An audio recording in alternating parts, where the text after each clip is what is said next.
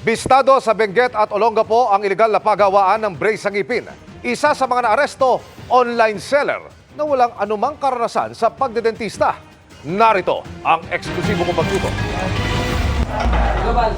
Pagdating ng raiding team sa apartment building na ito sa Olongapo,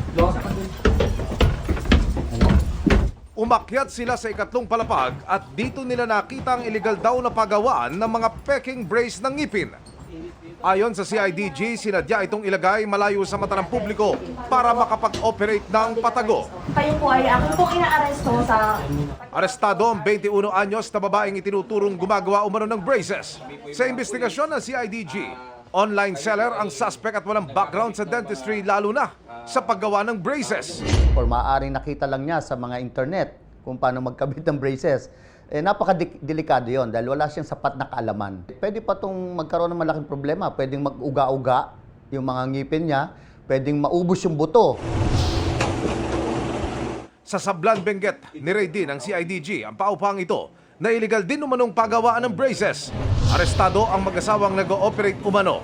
Massage bed ang ginagamit na dental chair at ayon sa Philippine Dental Association, bagsak sa standard ang mga gamit nila para sa dental procedure. Itong mga illegal practitioner ay walang proper standard of care or malasakit sa pag-maintain ng kanilang mga gamit. Hindi naka-sterilize yung mga gamit, may mga kalawang. Yung iba pa, hindi natin nakikita kung ginamit nila sa dati at hindi gagamitin na naman sa ibang pasyente.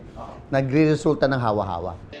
Pinag-iingat ng Philippine Dental Association ang publiko sa paglipa na raw ngayon ng mga iligal na paggawaan ng braces at mga peking dentista. Dumadami po ang mga peking dentista dahil sa online. Kung kayo nagdududa kung sila po ay peke o legit, pwede po tayo mag-verify sa www.prc.gov.ph.